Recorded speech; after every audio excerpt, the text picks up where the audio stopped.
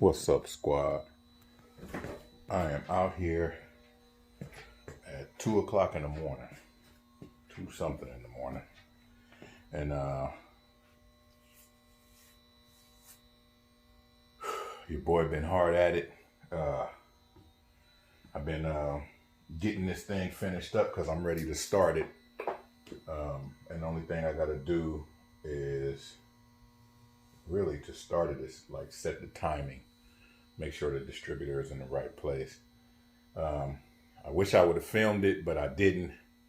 I filled the radiator up with coolant, and I was chasing down leaks. I had a leak at the thermostat housing. I guess the gasket that came with this chrome housing right here. This one here. The gasket was kind of funky. It was a little small and kind of damaged a little bit. And of course, I didn't realize it until I went to fill it up with coolant, and it was leaking. So fortunately, that was the only leak I had to deal with as far as the coolant goes. So then I went on ahead and ran out and bought some gas, and so I could put it in the tank and test for leaks on the fuel system. And I found when I first start cycling the key so the pump can get going,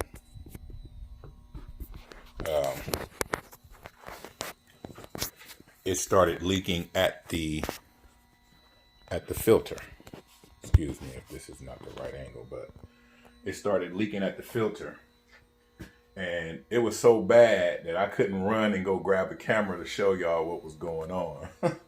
So unfortunately, I didn't get that footage, but it was leaking like, you know how when you, sometimes when you pump gas and the pump doesn't shut off on its own and it just kind of spills out on the ground, that's what was happening.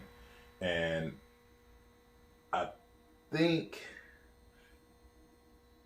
I know there was a fitting that I never went back under there and tightened up. When I first ran those lines to the back, I was trying to figure out where I was going to zip tie them.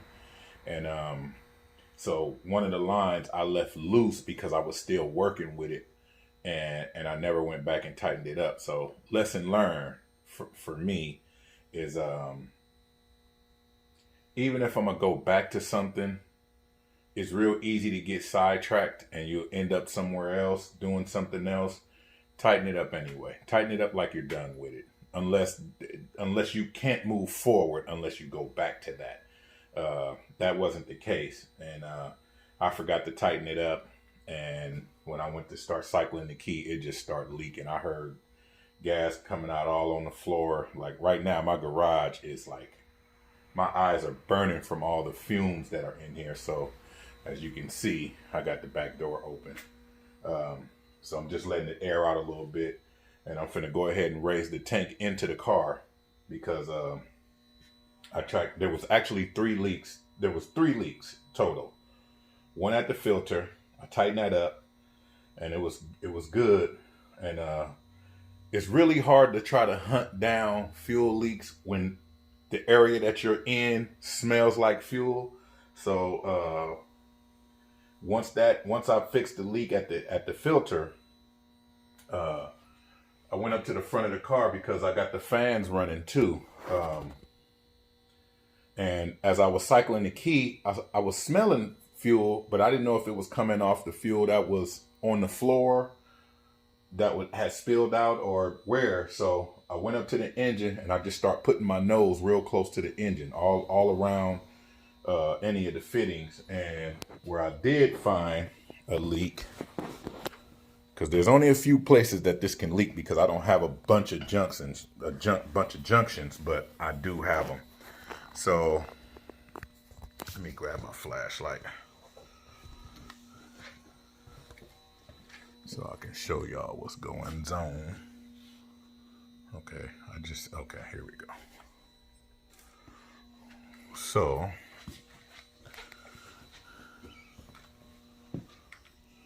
I found one at this fitting here. That one right there, the blue one.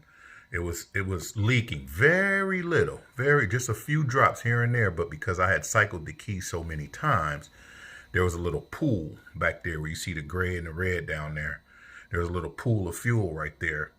And so I realized that it was leaking there, but that was like you can like as easy as you can see that. I just put a wrench on it and tightened it up. But there was another one under the upper intake. And so I had to yank the whole upper intake back off, unhook all the vacuum lines and all that stuff, and I had to go back under there. And there was a fitting that screws in under the fuel rail. So I spent my time last night pulling the upper intake, getting back under there. I had to unhook the fuel line and take the fitting out of the fuel rail, put some more sealant on it, and screw it in tighter than it was before, because unfortunately sometimes you got to go back in and do that, and it just is what it is. So I was a little disheartened yesterday because that's a lot of work, but I yanked it off, got it done. And as you can see that nut right, that stud right there, it has no nut on it. Yeah, it fell inside my cowl grill, the vent grill here. So I got to move these tools and take this little grill off, and yeah, there's my nut and a washer is down in there. No big deal, it's just a few screws, and I'll yank it out of there and get that tightened down. But all the rest of them are tight. So I just spent yesterday hunting down leaks because I'm almost ready to go ahead and start the car. Another thing I did yesterday, because I got a hydraulic, I have a hydraulic clutch on this car. That's another thing that I had to bleed the hydraulic clutch, and surprisingly, that is a really simple thing to bleed. I mean, like super duper simple. You have a bleeder valve down below that you have to submerge in brake fluid. So it kind of hangs down. Well, it won't be hanging down now because I bled it now, but just loosen the bleeder valve, submerge it in brake fluid. You fill a reservoir up with brake fluid, and then you submerge that, and then you just pump the clutch pedal until you start to feel the feedback, and all the bubbles are gone. So you can see the bubbles coming up through the reservoir over here. So the way I did it is I screwed the cap off. This is the reservoir for the brake fluid for the clutch right here. This one here, and this is the one for the brakes. And so I just screwed the cap off, and my clutch pedal is actually attached to the master cylinder here. And when you depress the clutch, it's pulling a short cable that's on the other side of this. I'm trying to keep this clear for y'all. There's a short cable that's attached to this, and it's a cable that you're pulling that's actuating that's pushing fluid down to actuate the throwout bearing down below.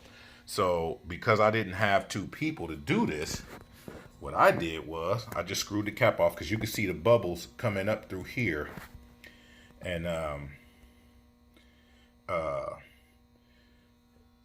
as you're pumping it, you see the little micro bubbles. So what I did was I stood out here, and instead of having someone inside or me inside pumping the pedal, I was doing this, because that's simulating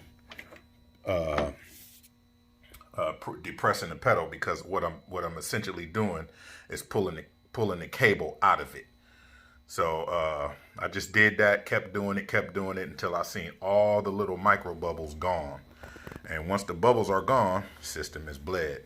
So the pedal has a really nice feel, smooth and easy like today's cars. Not that cable actuated, not the cable actuated clutch pedal that routes under the car and pulls on a fork down there to allow the transmission to shift. So that's all being taken care of by hydraulics. So turn this back around. So what I'm finna do right now is I'm gonna fish that screw up out of here, the nut and the washer. I'm gonna put that back on the intake. The intake will be back on. It's a couple of vacuum hoses that I gotta hook back up. No big deal. You just push them on. And then I'm gonna go to the back. I'm gonna lift the tank into the car and get it all strapped up.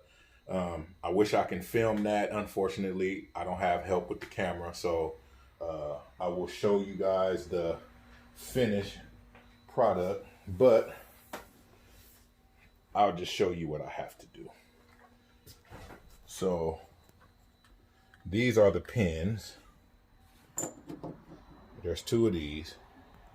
Okay, so all I have to do is put the straps under the car, which are these here.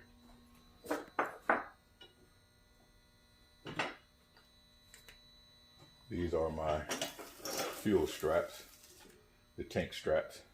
So the pins will go right through here. They'll go right through here, and they'll hang. These will hang, and then I'll lift the tank up, and then I'll loop these around, so they'll be hanging like this from the bottom of the car. And then once I lift the tank up, I just bring these up, and then there's screws that go in here, and it'll just screw right into the body. This is my filler neck, so I'll be putting that in. This is what you actually will put the pump in when you're pumping gas. And so I'll get all that stuff put in. And this is the floor seal for the filler neck. So I'm finna install all this. I will see y'all in a minute, and I'll show you guys the end result. And as you can see,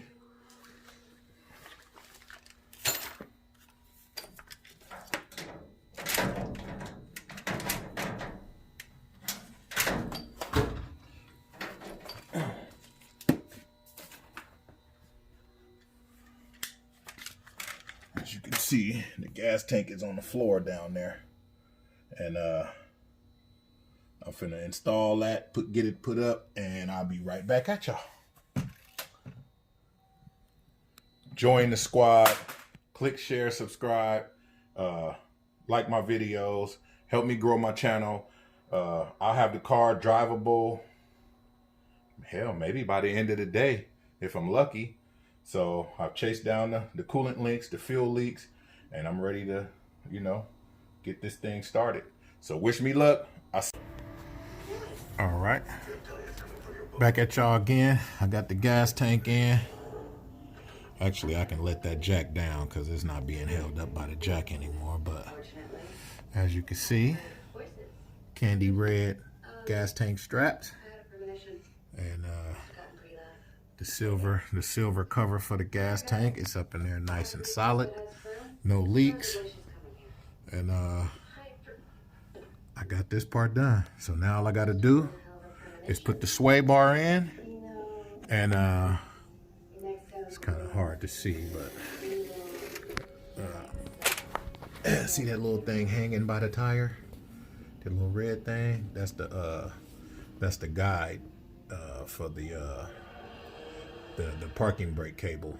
That's what it's hanging from. That's the parking brake. See the black thing right there? So the parking brake cable needs to be pulled away from the tire so it doesn't rub, and but it hooks to the control arm, and that's where the sway bar goes. So I'm gonna put the sway bar in, and bolt that guide over to the sway bar, and it'll pull that cable in, and I'm done in the back. Same thing over there. That one is hanging over there somewhere. Out of my view. this moment, but yeah, it's over there hanging somewhere. But that one, I'll be bolting that one up too. So check for leaks, no fuel leaks. Everything looks good under the car. Now I can start concentrating on getting the timing right with the motor, get that started, and then it's off to the interior shop. I'm getting there, y'all. What up, squad? Back on the couch. Told y'all I was going to get that gas tank in, and it is in. As you can see, I am back on the couch just chilling again. But you know I'm going back out there. But I do want to give a shout out to my wife, the Brew, baby. I love you. Thank you so much for coming out at 6 o'clock this morning and helping me with that gas tank, because I realized laying up under that car I wasn't going to get it in by myself. So love you, love you, love you, love you, love you. That's why I do anything you ask me to do, and I'll tell the whole damn world I love your ass to the end of the days and the end of the, and I'll wash your panties and all that stuff. I don't give a damn. Want me to go get you some whatever. I was gonna say it, but I ain't. But y'all know what I'm talking about. Them feminine products, man. I go get all. I don't give a damn. My wife want me to do something. She say jump. I say how high. How high. How high. But yeah, so y'all get the idea. Anyway, love you for helping me out. Thank you so much.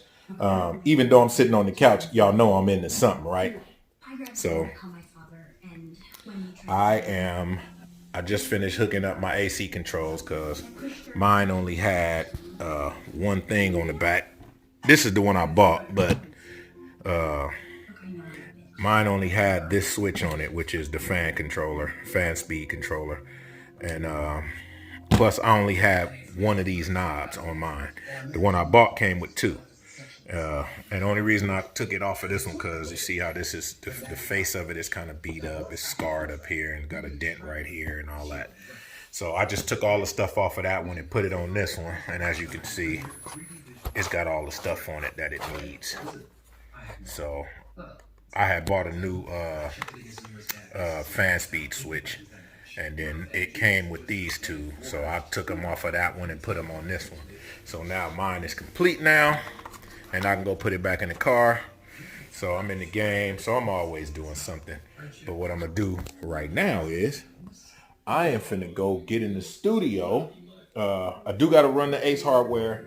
I'm finna run out there, grab my sway bar, run the Ace Hardware, get a couple bolts, 4 bolts, and then I can install that and the brake cable guides. I'll bolt all that stuff up, and that'll just complete the underside of the car. The car is actually ready to fire up. So, yeah, that's all I gotta do. I just gotta go buy a battery, and then I can go ahead and try to start the car, see what it does. I want to share that with you guys too. So I'm just chilling, taking a little break. I'm gonna end up in the studio, show y'all some more tracks because I got some knock up there. But I'm gonna share that with y'all. And then when I do some little cooking, you know, I got that for y'all too. So I got some little stuff going on, man. But check this out. See that little button right there? See it? It's blue and white. It says subscribe. Click that little button right there. If you're on your mobile device and it's not clickable, no problem. Just turn your phone back up right. If you don't have it upright already, and you'll see the subscribe to my channel. I am trying to grow my channel. I need y'all help, support. For those of you that has already subscribed, I appreciate it. Thank you so much. So I'm gonna end this video because this is what I do. I'll see y'all in the next one. Thanks for supporting.